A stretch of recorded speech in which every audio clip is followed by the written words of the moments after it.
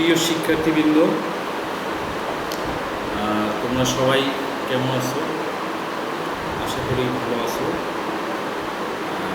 তোমাদের গত ক্লাসে আমি একটা টপিকস নিয়ে আলোচনা করছিলাম, দুইটা টপিকস নিয়ে, চেঞ্জ দ্য ওয়ার্ড ডাইরেক্টেড, হ্যাঁ, এই টপিকস নিয়ে আলোচনা করছিলাম।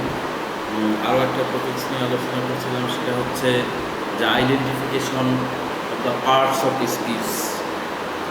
তো তোমরা আমাকে মেসেঞ্জারে কেউ নক করো নাই আমি দেখছি, কিন্তু তোমাদের যে আমি হোমওয়ার্ক দিচ্ছিলাম, টাস্ক দিচ্ছিলাম, এগুলো ভালো করে তোমাদের প্রিপারেশন নেওয়ার জন্য, যে তোমরা বেশি বেশি করে প্র্যাকটিস করবা, বাসায় বসে বসে প্র্যাকটিস করবা। তো তোমরা, আমি আশা করি তোমরা প্র্যাকটিস করবা, ভালো করে প্রিপারেশন নিবা পরীক্ষার জন্য। আর যাতে করে তোমাদের সামনে পরীক্ষা যেন তোমাদের খুব ভালো হয়, তোমরা যেন এই করোনাকালীন সময়েও তোমাদের এই প্রিপারেশনটা আগায় নিয়ে যেতে পারো। এই কারণে আমরা তোমাদের অনলাইন ক্লাস চালু রেখেছি। আজকে বরাবরের মতো আজকেও তোমাদের অনলাইন ক্লাসে সবাইকে স্বাগতম। তোমাদের আজকের টপিকস অবশ্য আমি রাইট ফর্ম অফ ভার্বস এটা নিয়ে আলোচনা করব। আজকে রাইট ফর্ম অফ ভার্ব তোমাদের এর আগেই আমি অনেকবার আলোচনা করেছি। সেটা হচ্ছে তোমাদের এই রাইট ফর্ম অফ ভার্ব, যেটা যে ভার্বের কারেকশন। তো ভার্বের কারেকশন এটা অবশ্যই টেন্স ভিত্তিক, তোমরা সবাই জানো। টেন্স তোমরা সবাই পড়ে আসছো, এবং ইতিমধ্যে আমি গত ক্লাসগুলোতেও এর আগে আমি টেন্স পড়িয়েছি তোমাদের। তো টেন্স ভালো করে না জানলে তোমরা এই রাইট ফর্ম ভার্ব এটা ঠিকমতো অ্যান্সার করতে পারবে। তো তোমাদের যে আইটেমগুলো মোটামুটি একটু যে আইটেমগুলো কঠিন বা একটু তোমাদের হার্ড লাগে, তার মধ্যে মনে করো রাইট ফর্ম অফ ভার্ব, তারপরে চেঞ্জ দ্য ভয়েস, এই দুইটা আইটেমে তোমাদের একমাত্র একটু আমার মনে হয় যেটা তোমাদের কাছে একটু কঠিন লাগে, কিন্তু এটা মোটেও কঠিন লাগার বিষয় নয়।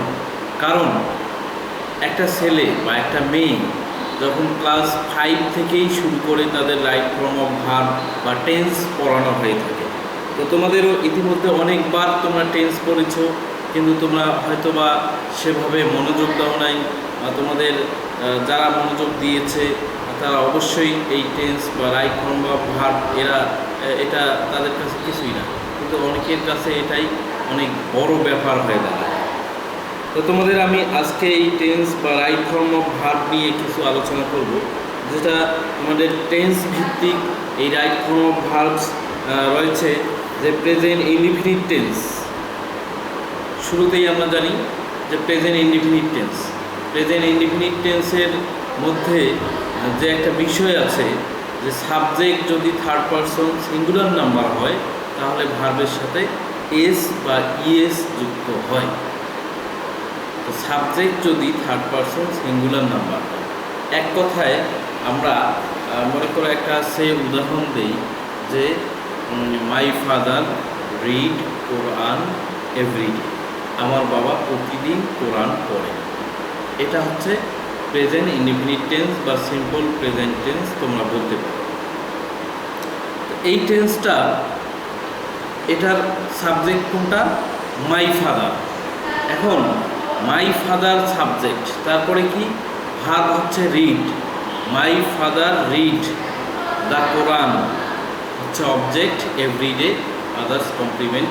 তো my father read the Quran everyday, এখানে রিড ভার্বটা, এই রিড ভার্বটা তোমাদের ব্র্যাকেট করে দেওয়া থাকবে, বা রিড ভার্বটা এটা মনে করো ভুল ভার্ব দেওয়া আছে। এখানে তোমাদের আসলে সঠিক ফর্মটা কী হবে, ভার্বের সঠিক ফর্মটা কী হবে? এখানে my father read the Quran everyday, my father হচ্ছে third person singular number, subject simple present tense বা প্রেজেন্ট ইনডিফিনিট টেন্সের মধ্যে সাবজেক্ট যদি থার্ড পারসন সিঙ্গুলার নাম্বার হয়, তাহলে মূল ভার্বের সাথে এস বা ইএস যুক্ত হয়। তাহলে মাই ফাদার হচ্ছে সাবজেক্ট, এটা থার্ড পারসন সিঙ্গুলার নাম্বার, তাহলে মূল ভার্ব হচ্ছে রিড, এখানে এস যুক্ত হবে, reads. My father reads the Quran everyday. তাহলে সঠিক অ্যান্সার হচ্ছে রিডস। তারপরে তোমাদের এরকম অসংখ্য উদাহরণ রয়েছে, এক্সাম্পল রয়েছে। যেমন তোমরা যদি বলো the sun rises in the east, in the west, হ্যাঁ, the sun rises in the west. এখানে দ্য সান হচ্ছে third person singular number, rise verb, এখানে মূল ভার্বের সাথে সেহেতু কী যুক্ত হবে, এস বা ইয়েস যুক্ত হবে। The sun rises in the west everyday. সূর্য প্রতিদিন পূর্ব দিকে উদিত হয়, প্রতিদিন পূর্ব দিকে উদিত হয়। এখানে মনে করো যে আমাদের এমনিতেই সিম্পল প্রেজেন্ট টেন্স বা প্রেজেন্ট ইনডিফিনিট টেন্সের মধ্যে কিছু নিয়ম আছে সেটার, আমি বলেছিলাম আগে তোমাদের যে এভরিডে, রেগুলারলি, হ্যাঁ, তারপরে তোমাদের অকেশনালি, সামটাইমস, অলওয়েজ ইত্যাদি এই যে অ্যাডভার্বগুলি রয়েছে এগুলো থাকলে সেটা প্রেজেন্ট ইনডিফিনিট টেন্স হয়। সেই সেন্টেন্সটা এই শব্দগুলো, এই অ্যাডভার্বগুলো যে সেন্টেন্সের মধ্যে থাকবে সে সেন্টেন্সটা অবশ্যই কী হবে, প্রেজেন্ট ইনডিফিনিট টেন্স হবে। টেন্সের দিক থেকে প্রেজেন্ট ইনডিফিনিট টেন্স হবে। আর প্রেজেন্ট ইনডিফিনিট টেন্স হলেই তোমাদের সেটা রাইট ফ্রম ভার্বের বেলায় অবশ্যই তোমাদের সাবজেক্টের দিকে লক্ষ্য রাখতে হবে যে সাবজেক্ট এটা কোন ফর্মে আছে, সাবজেক্ট কি থার্ড পারসন সিঙ্গুলার নাম্বার আছে না অন্য কোনো পারসন বা নাম্বারে রয়েছে। তো সেহেতু যেমন একটা আরও বলতে পারো হি ওয়ার্ক, হ্যাঁ, অ্যাট রাজশাহী, সে রাজশাহীতে কাজ করে। তাহলে সে রাজশাহীতে কাজ করে, এটা মনে করো হি ওয়ার্ক অ্যাট রাজশাহী, হিটা সাবজেক্ট, এখানে হি হচ্ছে থার্ড পারসন সিঙ্গুলার নাম্বার, তাহলে অবশ্যই ওয়ার্কস হবে, ভার্বের সাথে এস যুক্ত হবে, হি ওয়ার্কস অ্যাট রাজশাহী, সে রাজশাহীতে কাজ করে। এরকম এটা হলো প্রেজেন্ট ইনডিফিনিট টেন্সের ক্ষেত্রে। এবারে আসি আমরা present continuous tense. Present continuous টেন্সের অর্থই হচ্ছে চলমান বর্তমান কাজ। কোনো কাজ চলছেই, রানিং চলছে তো চলছেই, থামাথামি নেই। তাহলে একটা কাজ যদি চলছেই, কোনো থামাথামি নাই, সেরকম যদি কোনো কিছু বোঝায় তাহলে অবশ্যই সেটা প্রেজেন্ট কন্টিনিউয়াস টেন্স হয়। তাহলে যেমন তোমরা যদি বলো যে হি ইজ ওয়ার্কিং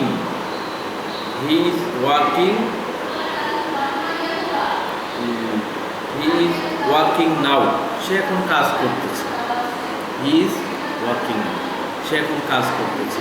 বা he is driving a car, he is driving a car now, সে এখন একটি গাড়ি চালাচ্ছে, গাড়ি ড্রাইভ করতেছে। তো এরকম যদি মনে করো যে প্রেজেন্ট কন্টিনিউয়াস টেন্স একটা সেন্টেন্সে কীভাবে চিনবে যে এটা প্রেজেন্ট কন্টিনিউয়াস টেন্স, এটার মধ্যে সাবজেক্ট থাকবে, তারপরে এম, ইজ, আর, এটা অক্সিলারি ভার্ব, এই তিনটা এর যে কোনো একটা থাকবে, তারপরে মূল ভার্বের সাথে আইএনজি যুক্ত হবে, তারপরে আদার্স কোনো কিছু। তাহলে এটা আমরা কখন বুঝব? এটা বোঝার একমাত্র উপায়, কিছু কিছু অ্যাডভার্ব রয়েছে যেগুলো নাও, স্টিল, হ্যাঁ, এরকম যে অ্যাডভার্ব কিছু কিছু রয়েছে, ডে বাই ডে, এই অ্যাডভার্বগুলো অবশ্যই প্রেজেন্ট কন্টিনিউয়াস টেন্সের মধ্যে এরা বসে এবং সেই টেন্সটা তখন প্রেজেন্ট কন্টিনিউয়াস টেন্সই হয়। হ্যাঁ, তাহলে মনে করো যেমন অ্যাট মোমেন্ট বা অ্যাট দিস মোমেন্ট, নাও, হ্যাঁ, day by day, at moment বা অ্যাট দিস মোমেন্ট, স্টিল, এই যে এই কয়েকটি ওয়ার্ড বা কয়েকটি অ্যাডভার্ব, এই অ্যাডভার্ব কয়েকটি যে সেন্টেন্স বা যে টেন্সের মধ্যে বসবে সেটা অবশ্যই প্রেজেন্ট কন্টিনিউয়াস টেন্স হবে। তাহলে মনে করো the baby is Cry, the baby Cry at this moment, শিশুটি এখন কাঁদছে।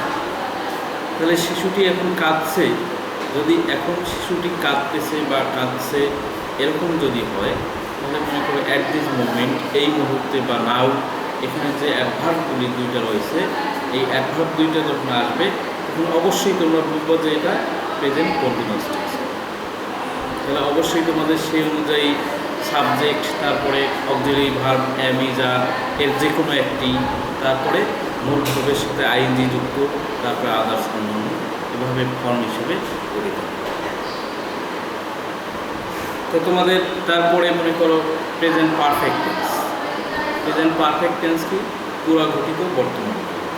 পুরাঘটিত বর্তমানকাল, এই কালে এই টেন্সের মধ্যে আমরা জানি যে এই টেন্স হচ্ছে কোনো কাজ পুরোটাই শেষ হয়ে গেছে এমন বোঝাবে, পুরো কাজটাই শেষ হয়ে গেছে, সম্পাদন হয়ে গেছে, সেই টেন্সটাই হচ্ছে পুরাঘটিত বর্তমানকাল বা প্রেজেন্ট পারফেক্ট টেন্স।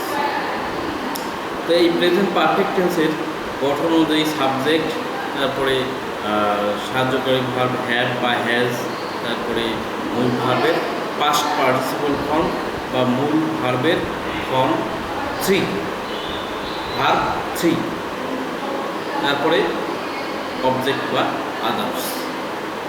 তো যেমন he has finished his reading, সে তার পড়া কমপ্লিট করে ফেলেছে বা শেষ করে ফেলেছে। হ্যাঁ, তো এরকম প্রেজেন্ট পারফেক্ট টেন্সেরও কতগুলো অ্যাডভার্ব রয়েছে, যেগুলো থাকলে আমরা বুঝতে পারি যে এটা অবশ্যই প্রেজেন্ট পারফেক্ট টেন্স। যেমন মনে করো অলরেডি, তারপরে লেটলি, রিসেন্টলি, যে এই যে অ্যাডভার্বগুলি রয়েছে, এই অ্যাডভার্বগুলোর যে সেন্টেন্সে বা যে টেন্সের মধ্যে থাকবে অবশ্যই আমরা সেটা বলবো যে এটা প্রেজেন্ট পারফেক্ট টেন্স। এরকম মনে করো একটা সেন্টেন্স রয়েছে যে হি অলরেডি কমপ্লিট হার এক্সাম, সে অলরেডি কমপ্লিট হার এক্সাম, সে অলরেডি তার পরীক্ষা শেষ করে ফেলেছে, এরকম আছে। অলরেডি থাকলে অবশ্যই সেটা প্রেজেন্ট পারফেক্ট টেন্স হবে। সে অনুযায়ী তোমরা সাবজেক্টের পর সাহায্যকারী ভার্ব হ্যাভ বা হ্যাজ, তারপরে মূল ভার্বের ভার্ব 3, হ্যাঁ, তারপরে কমপ্লিমেন্ট বা সাবজেক্ট অবজেক্ট আদার্স ইত্যাদি। তাহলে হি অলরেডি হ্যাজ, সে already has completed her exam, সে সবেমাত্র তার পরীক্ষা শেষ করে ফেলেছে। তো এরকম আমরা তারপরে প্রেজেন্ট পারফেক্ট কন্টিনিউয়াস টেন্স। এরকম প্রেজেন্ট পারফেক্ট কন্টিনিউয়াস টেন্স হচ্ছে পুরাঘটিত চলমান বর্তমানকাল, কাজটি পুরাঘটিত চলমান বর্তমানকাল। এরকম টেন্স মনে করো যে কোনো কাজ পূর্বে শুরু হয়েছে, আগেই শুরু হয়ে গেছে, এখনও চলছে, কোনো একটা সময় বা নির্দিষ্ট পূর্ব সময়ে শুরু হয়ে গেছে, এখনও সেই সময় ধরে এখনও সে কাজটি চলতেছে, রানিং চলতেছে, এরকম যদি বোঝানো হয় তাহলে সে টেন্সটা অবশ্যই present perfect continuous tense. Present perfect continuous tense আমরা জানি যে এখানকার সাহায্যকারী ভার্ব হচ্ছে হ্যাভ বিন বা হ্যাজ বিন। আর এখানে দুইটা বিষয় আছে যেটা উল্লেখযোগ্য, দুইটা বিষয়, সেটা হচ্ছে একটা হচ্ছে এই টেন্সটার মধ্যে দুইটা সময়ের উল্লেখ, যেটা একটা নির্দিষ্ট সময় আর একটা হচ্ছে অনির্দিষ্ট সময়। একটা নির্দিষ্ট সময় আর একটা অনির্দিষ্ট সময়। একটা নির্দিষ্ট সময় বলতে কি, যে নির্দিষ্ট সময় সেই পয়েন্ট অফ টাইম বলবো আমরা, নির্দিষ্ট সময়টাকে পয়েন্ট অফ টাইম বলবো, যে সময়টার কথা সরাসরি উল্লেখ থাকবে। আর একটা হচ্ছে অনির্দিষ্ট সময়, যেটাকে বলবো ডিউরেশন অফ টাইম, সময়ের ব্যক্তি, কিছু সময় ধরিয়া, কিছু সময় যাবত এরকম থাকবে, সেটাকে বলা হয় ডিউরেশন অফ টাইম। আর একটা ঠিক সময় যেটা উল্লেখ থাকবে সেটা হচ্ছে পয়েন্ট অফ টাইম। এই পয়েন্ট অফ টাইমটা হচ্ছে নির্দিষ্ট সময় আর ডিউরেশন অফ টাইমটা হচ্ছে অনির্দিষ্ট সময়। যেমন যদি বলো যে আমি 2 বছর ধরে টাইম ম্যাথসে পড়তেছি, 2 বছর ধরে প্রাইম ম্যাথসে পড়তেছি বা 1 বছর ধরে প্রাইম ম্যাথসে পড়তেছি, তাহলে 1 বছর ধরে বা 1 বছর যাব এই সময়টাকে আমরা ডিউরেশন অফ টাইম বলতে পারি। আর এটাই হচ্ছে অনির্দিষ্ট সময়। আর যদি তোমরা পয়েন্ট অফ টাইম আমি যদি উল্লেখ করি, যে ঠিক কোন সময়টাতে উল্লেখ করি, কোন সময়টা থেকে নিয়ে শুরু হয়েছে, যে আমি 2019 সাল থেকে প্রাইম ম্যাথসে পড়তেছি। এই যে 2019 সাল বা এই যে 2019 সাল বা 2020 সাল থেকে প্রাইম ম্যাথসে পড়তেছি, এটাকে বলা হয় পয়েন্ট অফ টাইম। আর এটা হবে নির্দিষ্ট সময়। তাহলে এই যে দুইটা সময় পাইলাম আমরা, নির্দিষ্ট আর অনির্দিষ্ট। এখন এই সময় দুইটাকে এই সময় দুইটার মধ্যে দুইটা কন্যান সম্পর্কে গাইডভার বলতে, সেটা হচ্ছে সিন্স আর ফর। তাহলে যদি বলি 2 বছর ধরে আমি প্রাইম ম্যাথসে পড়তেছি, তাহলে I have been reading in the prime maths for 2 years. 2 বছর ধরে আমি প্রাইম ম্যাথসে পড়তেছি। আর যখন বলবা যে 2020 সাল থেকে আমি প্রাইম ম্যাথসে পড়তেছি, তখন I have been reading since 2020। তখন এটা নির্দিষ্ট সময় হয়ে গেল, তখন হবে I have been reading since 2020। আমি 2000 সাল থেকে 2020 সাল থেকে এই প্রাইম ম্যাথসে পড়তেছি। এটা হচ্ছে নির্দিষ্ট টাইম এবং অনির্দিষ্ট টাইম। এই সিন্স বা ফর যখন তোমরা যখনই নির্দিষ্ট বা অনির্দিষ্ট সময়ের পূর্বে বসাতে দেখবা, অবশ্যই সেটা প্রেজেন্ট পারফেক্ট টেন্স হবে, প্রেজেন্ট পারফেক্ট কন্টিনিউয়াস টেন্স হবে, এবং সেই অনুযায়ী তোমাদের ভার্বটা কারেক্ট।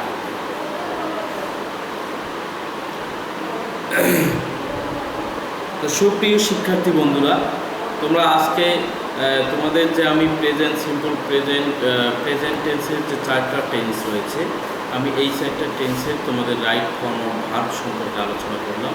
তোমরা অবশ্যই বাসার মধ্যে যে বিগত সালগুলি রয়েছে, সেই সালগুলো থেকে অবশ্যই তোমরা এই রাইট ফর্ম অফ ভার্ব যেগুলো আছে, এই রাইট ফর্ম ভার্বের যে অংশগুলো আছে, যে কোশ্চেনগুলো আছে, অবশ্যই সেগুলো বেশি বেশি করে প্র্যাকটিস করবা, বেশি বেশি করে দেখবা, টেন্সগুলো দেখবা।